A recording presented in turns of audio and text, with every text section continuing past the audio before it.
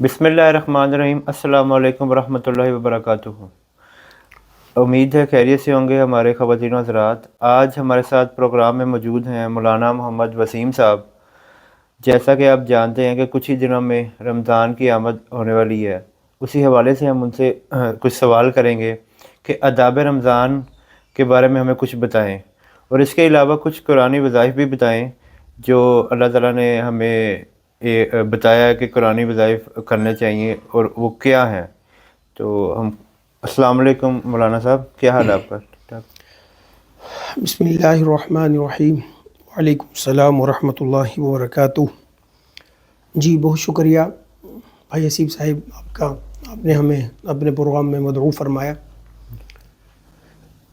آپ نے پہلے جو سوال کیا ہے وہ رمضان المبارک کے آداب کے متعلق سوال کیا ہے۔ آداب، استقبال، یہ تقریباً قریب معنی میں رکھتے ہیں۔ دیکھیں، اللہ کریم نے 12 مہینوں میں سے ایک مہینے کو چنا ہے، اور اس کو بہت زیادہ فضیلت، اہمیت اللہ رب العزت نے عطا فرمائی ہے۔ اس کی وجہ کیا ہے؟ اس مہینے کا انتخاب کیوں فرمایا؟ اس لیے اس مہینے کے اندر اللہ کریم نے اپنا مقدس کلام، پاک کلام نازل فرمایا ہے۔ قرآن کریم کے اندر اللہ پاک ارشاد فرماتے ہیں شہر رمضان الذی انزل فیہ القرآن۔ رمضان المبارک وہ مہینہ ہے جس میں ہم نے قرآن کریم کو نازل فرمایا ہے۔ تو اللہ کریم نے 12 مہینوں میں سے اس مہینے کو منتخب فرمایا ہے، چنا ہے۔ اب اس پورے مہینے کے اندر بہت اللہ رب العزت کی رحمتیں موسلادھار بارش کی طرح نازل ہوتی ہیں، تو یہ بہت ہی اہمیت کا حامل مہینہ ہے۔ اس کے اتنے ہی زیادہ آداب ہیں اور اتنے ہی زیادہ اس کا استقبال کرنا چاہیے۔ دیکھیں، کوئی بھی ہمارے پاس گیسٹ آتا ہے نا، مہمان آتا ہے، کبھی بھی ہم نے اس طرح نہیں کیا کہ مہمان آنے کے بعد ہم نے اپنے کپڑے چینج کیے ہوں، اپنے گھر کی تیاری شروع کی ہو، یا جہاں پر فنکشن ہو رہا ہے اس مقام کو، اس جگہ کو ہم نے سجایا ہو، اس کی بناوٹ کی ہو مہمان آنے کے بعد۔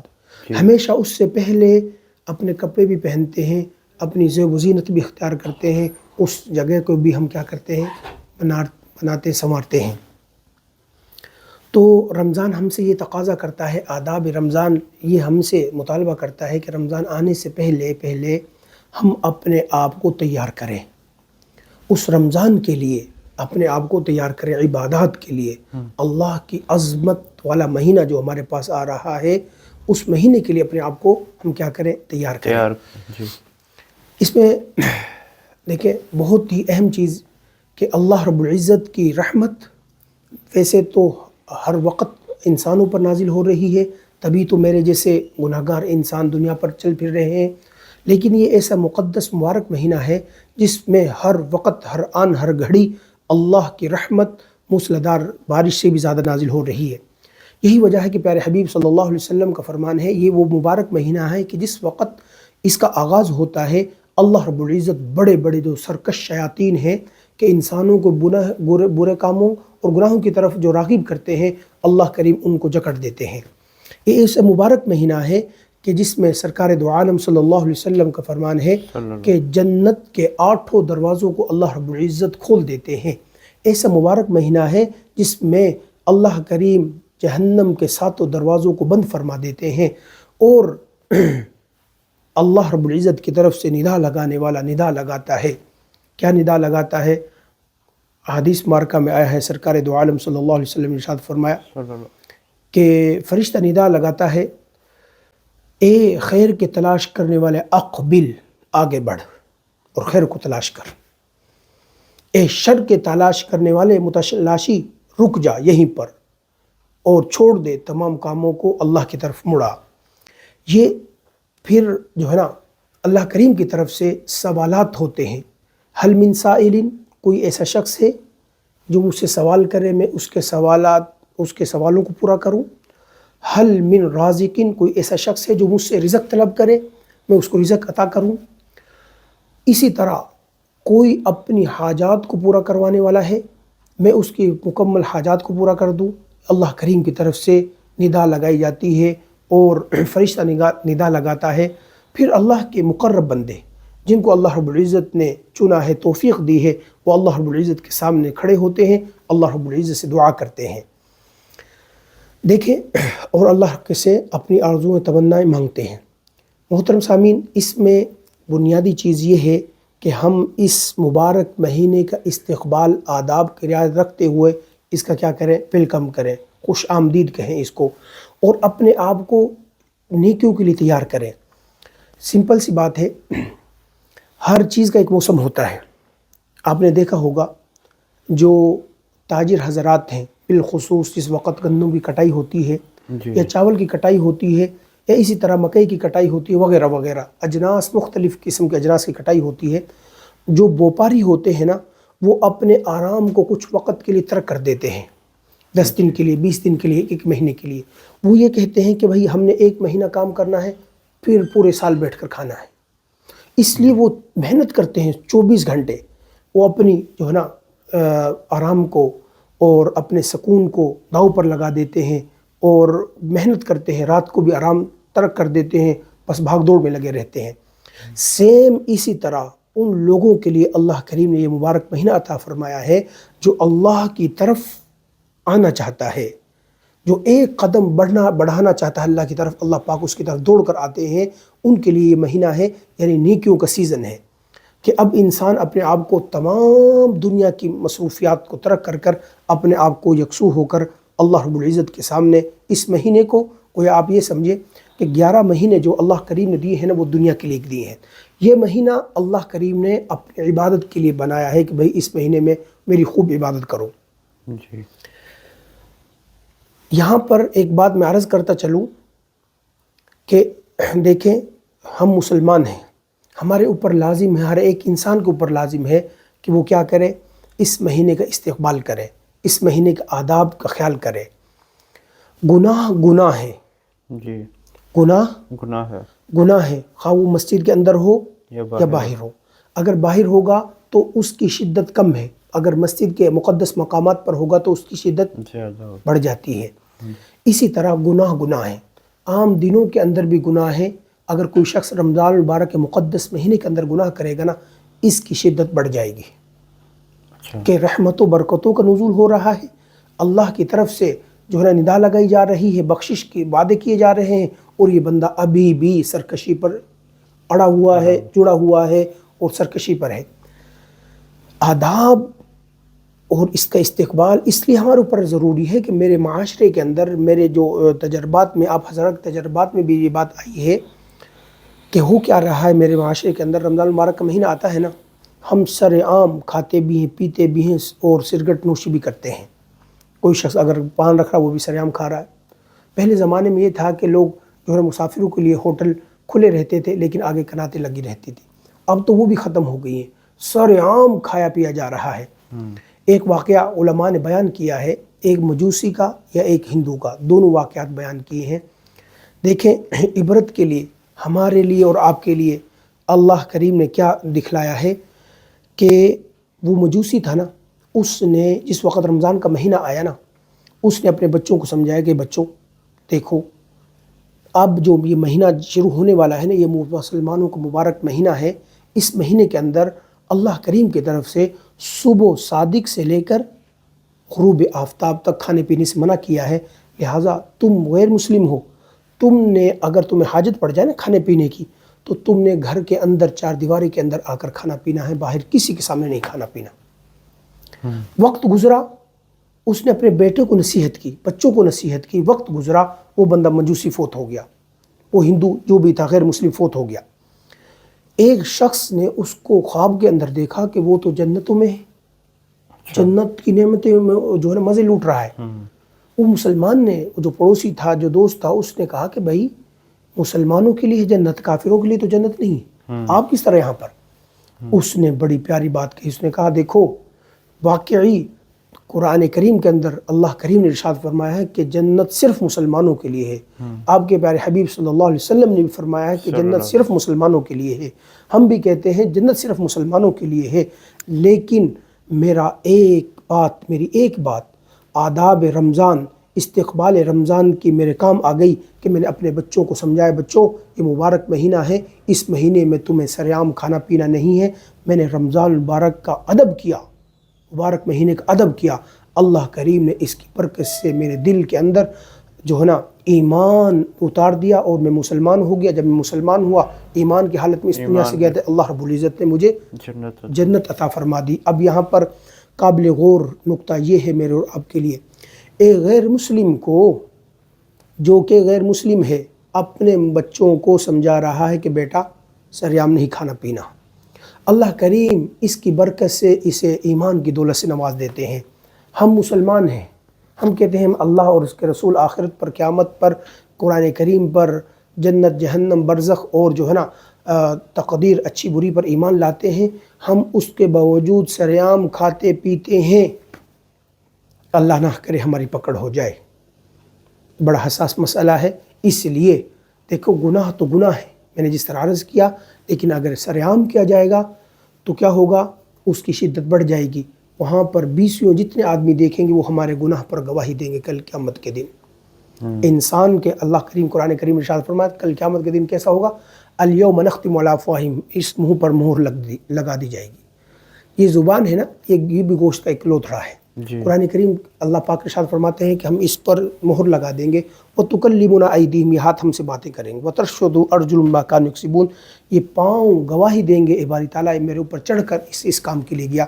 اس لیے اگر اللہ نہ کرے، شریعت اتنی ہماری سخت نہیں ہے کہ اگر کوئی شخص معذور ہے تو شریعت اس کے اوپر گن پوائنٹ پر کہتی ہے کہ تم روزے رکھو، نہیں، ایسی بات نہیں۔ شریعت نے ہمیں اختیار دیا ہے، اگر کوئی شخص معذور ہے، بیمار ہے اور کوئی مسافر ہے اور روزہ نہیں رکھ سکتا، مشقت والا سفر ہے، تو اس کو اجازت ہے کہ وہ کیا کرے؟ روزہ ترک کرے۔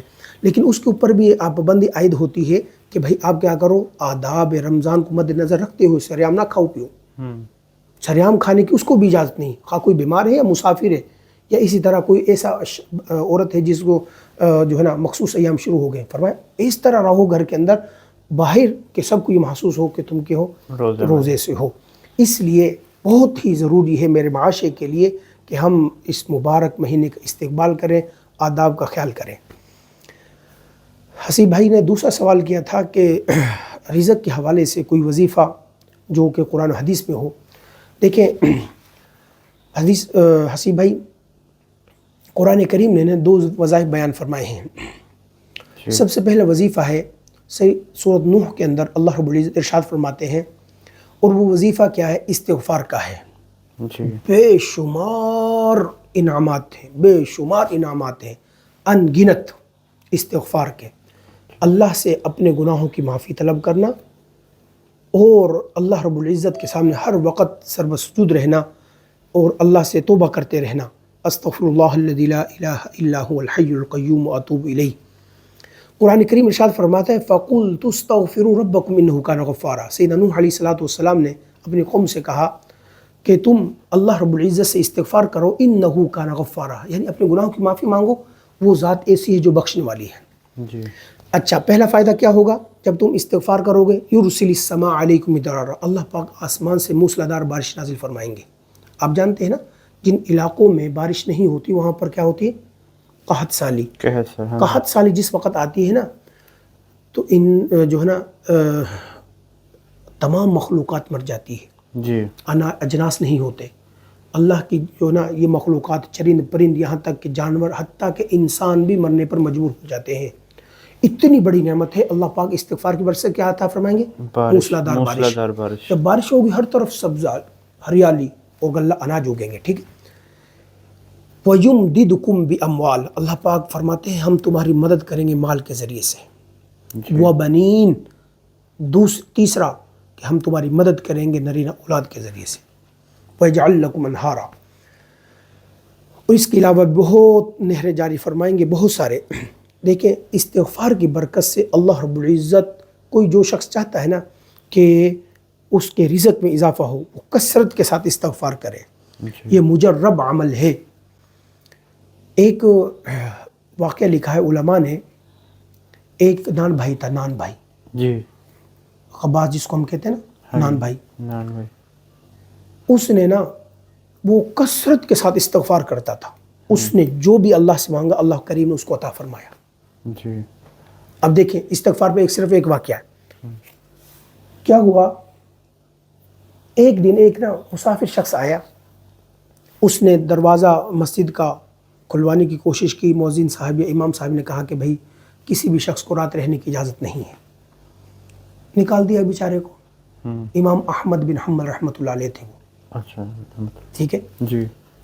اب وہ جس وقت نکالا نا تو وہ خان بھائی اس نے کہا کہ بھائی آپ میرے ساتھ چلو، میرے گھر رہنا اور آپ آرام کرنا رات کو، اور صبح آپ چلے جانا. ٹھیک ہے. جی. اب وہ ان کو لے کر آ رہے ہیں. اب یہ جو خان بھائی نے رات کو آٹا بھی گوندتے ہیں، پیڑا بھی بناتے ہیں، لیکن یہ ہر بار استغفر اللہ استغفر اللہ استغفر اللہ، ان کی زبان سے استغفر اللہ کبھی بند نہیں ہوا. جی. تو امام صاحب نے پوچھا کہ بھائی آپ نے کوئی استغفار سے کچھ فائدہ بھی ہوا آپ کو؟ تو خان بھائی نے کہا، نان بھائی نے کیا کہا، حضرت سب چیزیں مل گئی ہیں سوائے امام احمد بن حنبل رحمۃ اللہ علیہ کے.